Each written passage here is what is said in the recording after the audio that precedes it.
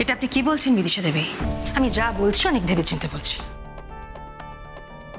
হ্যাঁ, কিন্তু অরূপ একজন ডাক্তার আর আমি বৌরানীর শাশুড়ি।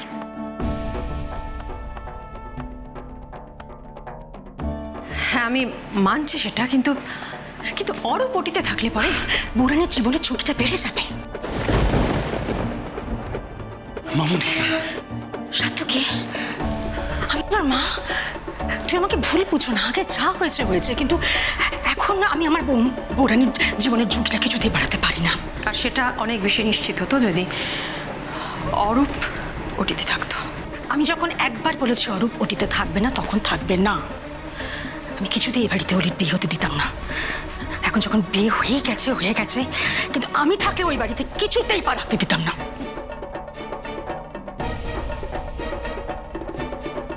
শোনো অরূপ, অরুণেশ চ্যাটার্জির ছেলের উপরে আমার কোনো ভরসা নেই। তোমাদের বাড়িতে গিয়ে তো বৌরানীর এই অবস্থা, তাই না?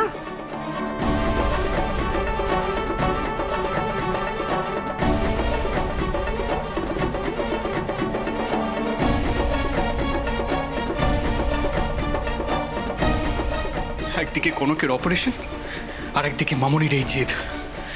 আমি এখন কোন দিকে যাই?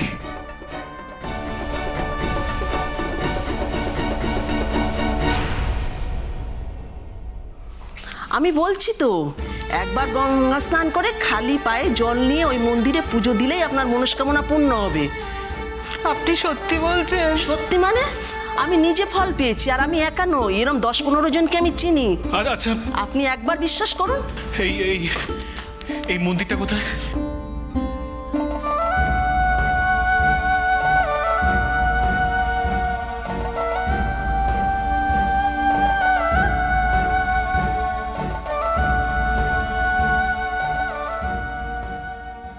তুমি তোমাদের ফ্যামিলির কেউ আমাদের ভালো চাও না, কাজী তোমাদের কোনো উপকারও আমরা চাই না।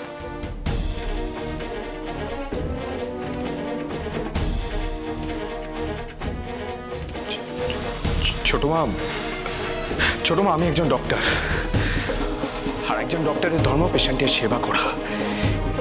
এর মাঝখানে অন্য কোনো পরিচয় আমাদের জীবনে আসে না। তাই প্লিজ আপনি যদি পারমিশন দেন তাহলে। ছেলের বউ আমার, ফাইনাল ডিসিশনটা আমি নিয়েছি। ও কি করে পারমিশন দেবে? বিদিশা দেবী, আপনি একটু চুপ করুন। কনকের মামা হিসেবে আপনার কাছে আমি অনুরোধ করছি, চুপ করুন। আপনি ভুলে যাচ্ছেন, আপনি যেরকম মামা আমি সেরকম শাশুড়ি। আমি ঠিক করেছি অরূপ ওটিতে যাবে না, মানে অরূপ ওটিতে যাবে না।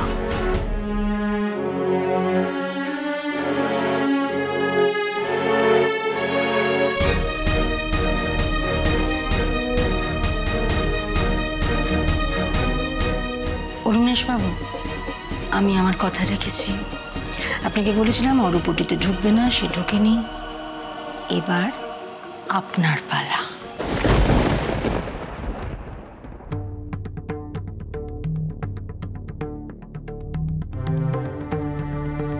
ছোট মা, দাদা ভাইকে কোথাও দেখছি না, ও কোথায় গেল? সে কি, এখানেই তো ছিল, কোথায় গেল?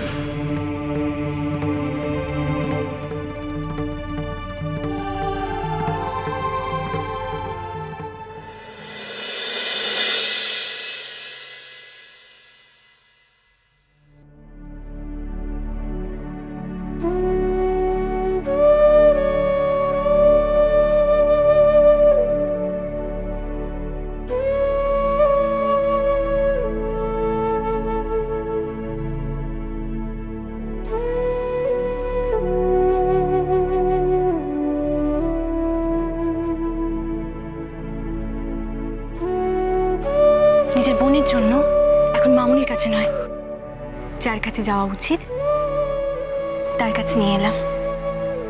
তাকে দেখো, উনি আছেন, উনি সব দেখতে পাচ্ছেন। উনি আমাদের অলিকে রক্ষা করবেন।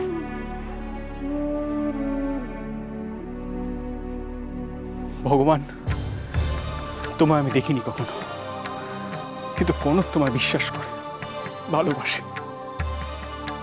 আর তোমার কনককে আমি ভালোবাসি।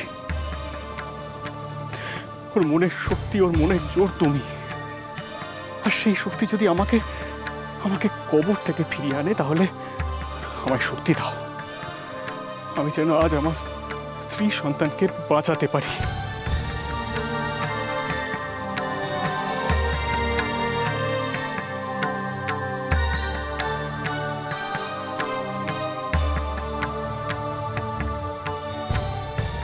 আজ আমি আমার কনকের পথেই হাঁটব, দেখি তুমি আমার ডাকে সাড়া দাও কিনা।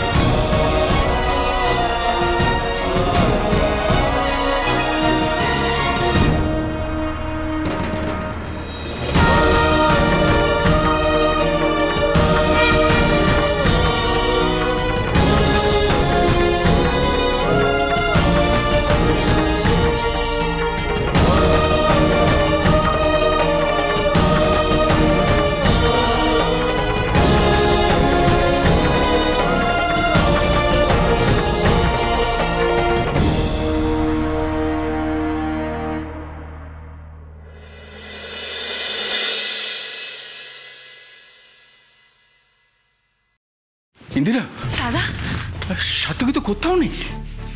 মাসে কি কোথায় গেল তাহলে ছেলেটা? সাত্তকী তো এরকম কখনো করে না, হঠাৎ বলে না কোথায়। ছোট মা, খুঁজলে আমরা? আমি পুরো নার্সিং হোমটা খুঁজে দেখলাম, দাদাভাই কোথাও নেই। ছোট মা, কি ছেলে আমার বউয়ের কথা ভেবে ভেবে বিভাগীয় হয়ে গেল না কি? আর ছোট মা, তার থেকে বড় ব্যাপার হলো যে দাদাভাই ফোনটা অব্দি নিয়ে যায়নি। কি বলছিস? ফোন ফেলে গেছে? হ্যাঁ বাবা, আমি বৌরানির কেবিনে গিয়ে দেখলাম যে দাদাভাই ফোনটা ওখানেই পড়ে আছে। তাহলে তো মুশকিল হয়ে গেল। হ্যাঁ, তাহলে তো ফোনেও যোগাযোগ করা যাবে না। কি মুশকিল বলুন তো। আচ্ছা, বাড়ি, ইন্দিরা বাড়িতে যায়নি তো? বাড়ি? কাউকে কিছু না বলে বাড়ি চলে যাবে? না, কাল সারা রাত জেগেছে, হয়তো ফ্রেশ হতে। না, আমার সেটা মনে হয় না। ফ্রেশ হওয়ার ভাবনা কি এখন ওর মাথায় আসবে? দেখুন, আমার মনে হয় ওই চিন্তা ভাবনায় কোথাও একা গিয়েও বসে আছে। আচ্ছা বাবা, তুমি তো বাড়িটা দেখে এসছো, তাও আমি যাই না, আরেকবার দেখে আসি যদি থাকে। অভ্র, যেও না, ছেড়ে দাও। আমার মনে হয় এই সময় ওর একটু একা থাকতে ইচ্ছে করছে, একাই থাকতে দাও। ইন্দিরা, তবুও বলছি যে বাড়িতে একটা ফোন করে দেখি। হ্যাঁ,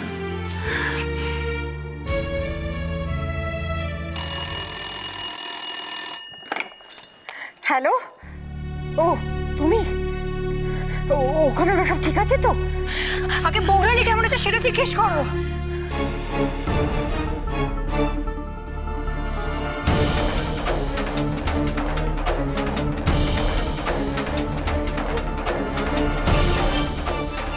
যতক্ষণ না কোনো খবর পাচ্ছি ততক্ষণ তো মন স্থির রাখতে পারছি না। না, চিন্তা করো না, সব ঠিক হয়ে যাবে।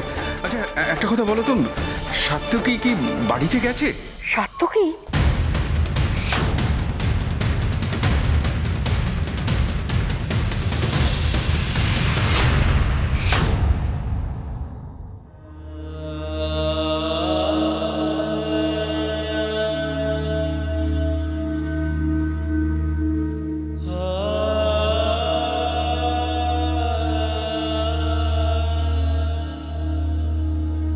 একবার গঙ্গা স্নান করে খালি পায়ে জল নিয়ে ওই মন্দিরে পুজো দিলেই আপনার মনস্কামনা পূর্ণ হবে।